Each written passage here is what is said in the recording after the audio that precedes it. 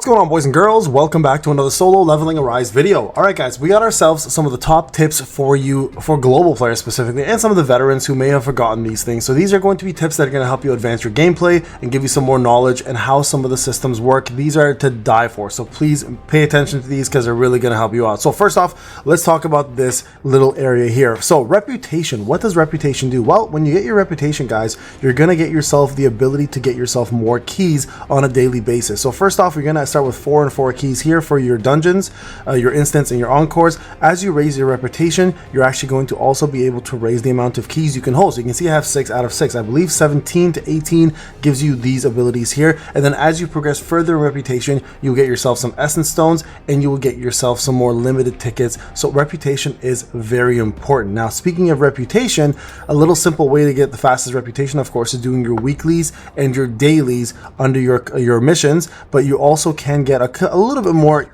reputation ahead of time if you don't skip or sweep your challenges. If you sweep, you'll get yourself 1 reputation for the most part. You guys can see there. If you actually do the challenge itself, you'll get yourself double. So you'll get 2. Not much, but it's something. If you do red gates, you get 3, and then I'll show you real quick. You'll actually end up getting yourself 4. So, or sorry, 6 if you do it manually. Watch. So let me go through this and get you a red gate, and I'll kind of show you guys what I'm talking about here. Okay. So here's another sweep. You'll see here it's just 1. But if we see a red gate pop up very soon, let's do a B rank here for now. And keep in mind, B ranks you can do by using points. So here's a red one, right? Now if I sweep this, you guys are gonna see it's gonna say 3. Okay? If you actually manually do the S rank ones, not only are you gonna get double the reputation, which will be 6, and early on that actually does matter, but also any A and S ranks that you mine will also drop you a lot of essence stones. So make sure you are focusing on A ranks more than anything else. Speaking of mining, the moment you get to a certain level 11, you're actually going to unlock a 4th mine slot, which is super important. It makes life a lot easier. You guys can see here, B's only drop these little low tier mana crystals, which you can use in the exchange shop, but S ones will drop essence stones, as well as A ones will drop essence stones right there, right? You guys can see it right there. So make sure you guys are in fact doing as many A and S's as you can, especially free to play, because it will help you get number 1 reputation faster, and number 2 a lot faster with essence stones as well, which is going to be in the long run a critical thing to do. Alright guys, now let's go over to something else. Now that we've covered reputation, mining, and a little bit of the actual gates, let's talk about weapons. This is going to be killer for a lot of you, okay? So first off, when you look at these weapons, you're going to notice some of these skills will have specific icons according to the weapon itself. So these ones here don't have an icon, but if you go over to the scythe, for example, you see a little icon over here that shows you to hold this down. So when you go to this skill, I'll show you what it does real quick. And then there's another icon here, this one here. This is also considered a counter. So this is considered a counter icon, okay? So some of these weapons are going to have little icons you have to pay attention to. So for example, if I go to, where is my west wind? Right, you guys can see it doesn't actually have the icon, but you can in fact hold this one down. So some things you're going to have to pay a little more attention to as well. So make sure you are in fact looking at these things because they do matter. So let's show you guys what the difference is with the scythe when you're in a game mode. So let me just jump into a game mode real quick. We'll just do a quick level 29. We'll do this barrow, okay? And I'll equip the scythe. I'll show you guys the difference between how the scythe works when you hold the button down versus what probably most of you guys are doing and not holding it down, giving you a lot less DPS. So watch what happens here. Let's do a quick little example. So make sure you are focusing. Now that icon also applies to skills. A lot of skills will have hold down mechanics, the little arrow pointing down. That means you can hold down the thing and charge it to make it more powerful. Okay, so let's just take a look here. So I'll show you guys without the skill being held down. Okay, so here, watch. Yeah, I'm not holding it down. 1, 2, 3, 4. Okay, that was the no hold down mechanic that most of you guys are probably doing right now. So I'm going to show you guys what it looks like when you do hold it down. Okay, just give me a second. Let's go ahead and let it recharge here, and I'll show you guys the fun mechanic when you do hold it down. It's pretty crazy in difference. Okay, you guys ready? Watch this. Now I'm holding it down. Look at that. Look at the damage difference and how much more you do. So make sure, guys, you are paying attention to those, and that again involves skills and weapons. That icon is super important, okay? Also, For free-to-play players and global players who are playing this game, getting trophies through your account does matter on a weekly basis. If you guys don't know this, there is an actual leaderboard ranking system on every server, and if you click this little trophy icon, it tells you how many you have. So for example, I have 1,049. You guys can see here I'm rank 7, and every week, right, you guys can see here 3 days from now, I'm given 550 of these essence stones. So it does matter how many times you get there, guys, because you'll see the more of these rankings you have, the more rewards you're going to get on a weekly basis. And this is one of the best ways to get yourself some essence stones. So make sure you are in fact doing that, and you are in fact trying to get 3 stars on as many of these as you possibly can. Okay, that's super important. Also, artifacts. Okay, so before, when early access was available, artifacts were really hard to find. You can also expand, which is kind of nice now. Was really hard to find, or not find, sorry, was really hard on gold. Now what they've done, before when early access was around, at +5, if you had anything you wanted to take off, after that point, it cost you gold. Now they've halved the gold cost, and they've actually doubled the amount to take off. So if you get anything to +10, it doesn't cost you anything any longer to take off. So let me show you an example here, okay? So let me go to any character. She has a couple artifacts here, right? So look, if I take off a 14 one, let's just say I want to change it, and I will not tell you guys the trick on how to do the 0 gold one. Ask around on Discord, because if I talk about it, you guys are going to get in trouble. Or it's probably going to be removed. So anyways, 14 to 10, if I equip, see, it does cost some money. I'm going to show you guys right there, right? But now if I decide I want to take this off and I do 10 to 10, it's free. Okay, or just unequip in general. So keep in mind, you can push any gear you want to +10. By then you should know if you want to keep that gear or not, and it won't cost you anything. Anything above +10 will actually cost you some gold. Again, if you want to know about the trick, don't ask me, ask somebody else on Discord, because I will not tell you on the video. But speaking of armor and everything, make sure you guys are using the filter. A lot of people don't know this filter exists. If you click here on the left side, the left bottom, right here, okay, you guys can click here and you guys can see whatever stat you're looking for. You guys can actually add it on. So let's say I want to get like crit rate here, right? Or crit damage. And then you can see if it's equipped by somebody or unequipped, if it's locked or unlocked, if it's whatever rarity you're looking for, and then you go to the set, and then you can add the set that you want, and it'll tell you how many of these pieces you have for specific sets. So you'll say I want to get something like expert. I go apply. You guys can see these are all the ones that have any form of crit damage on them.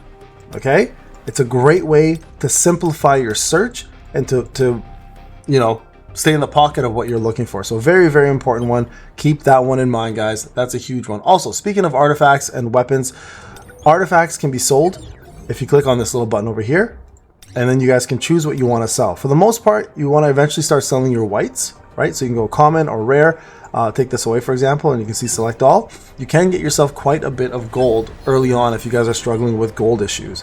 It's one of the main problems in the game still, and this is one of the easiest ways to just collect yourself some gold and, you know, clear out some of the inventory of unwanted things. So that's one way to do it. Now, if you do the same thing with weapons, you'll salvage them. Okay, so salvaging here. Remember, do not salvage SR weapons until you've maxed them out. That's A10. Any rares are fine, but here I'm going to salvage this because I already have it at A10 right there. I'm going to salvage this because I already have it at A10, and then etc, etc, etc, right? Again, but do not get rid of any of the ones that you currently need. Now, this is the great way to get yourself a weapon enhancement material, also some shop tokens, and as well, if you do your SRs and SSRs, to get yourself some of these mana power imbued casting. So I'll show you what those do. Let's go to the shop, and I'll do a separate shop guide for you later on. But if you go to the shop here, there's a section in the bottom called the exchange shop. And you can use weapon material exchange here to get yourself some valuable items for your crafting as well as for your armory. All right, so there you guys go. Now, another couple things I want you guys to note in that shop. Let's go back actually for a sec.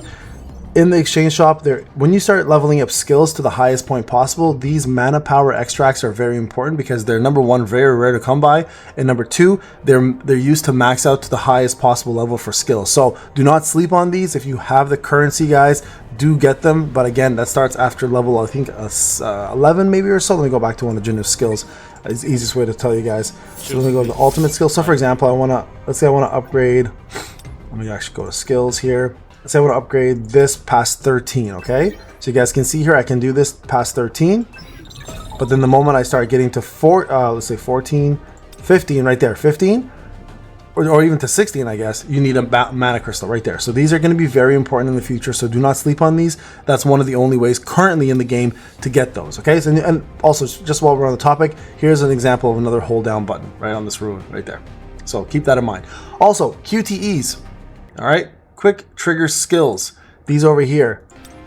Just so you guys are aware, when you level up a skill, it doesn't affect the actual effect itself. Right, so when you level up a skill, it doesn't actually level up the effect. It only levels up the damage. So you don't actually need to level up these if you don't want to, if you early on in the game. Because again, if I level this up, look, it's still 3 seconds, still 60 seconds defense, but you can see here only the damage goes up. Okay, and that pretty much maintains throughout the entire game. Yes, you do shadow step very, very often, but it doesn't mean you should focus on it just to give it a little bit of a DPS check unless you want to. You should be focusing on these skills first anyways, all right? So a couple more tips right there for you guys. Also, to simplify your life a little bit, if you guys are running different teams on a constant basis like I am, you guys can go to your manage team section and you can in fact go ahead and change your team name by clicking here and then clicking this little icon, right? And that way you can manage your team and just put in multiple teams that you want and not have to keep reconfiguring everything. So I have a water team, a light team, a lichen team, a Cerberus team, etc. That way when I need to go choose them, it's simple. I just go into the fight, choose my Cerberus fight, for example, for Cerberus fights, or Cerberus team for my Cerberus fights, and it's pretty straightforward. Same with Igris, etc. So utilize this, it makes life a lot easier, and it just is much more organized than it would be just keep switching off teams, which gets pretty annoying after a while, okay? Also, for shadows, just so you guys are aware, the only effect you get from your shadow is the one that is considered the Shadow's authority, and that is the one that sits in the #1 slot. So for example, you don't get everyone's buffs here, you only get the person sitting here. So in this case, I'm getting Igris's all team crit hit rate increased by 6% only,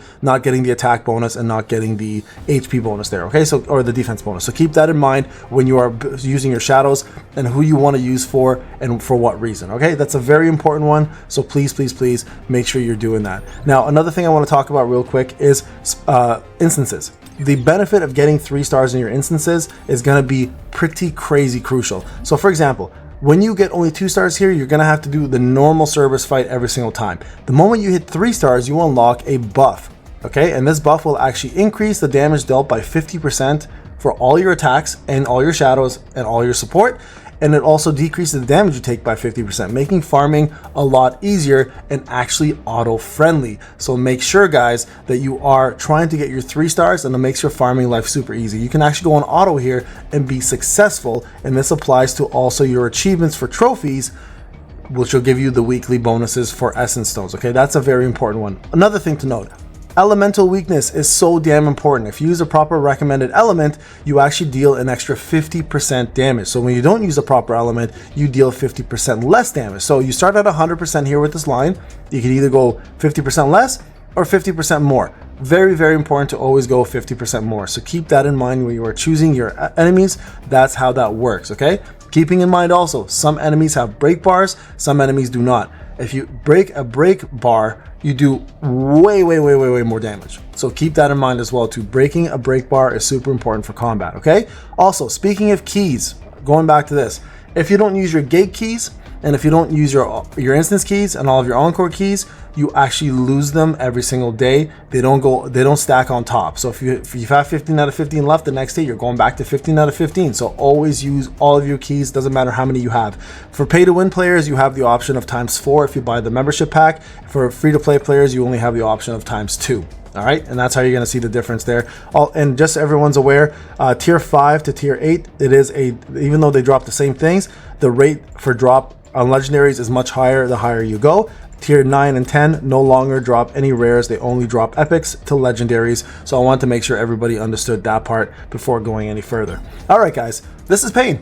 Hope these tips were helpful. Let me know what you think in the comment section. If I missed one, obviously let me know in the comment section. We'd love to hear your feedback. I'll talk to you guys in the next one. Take care.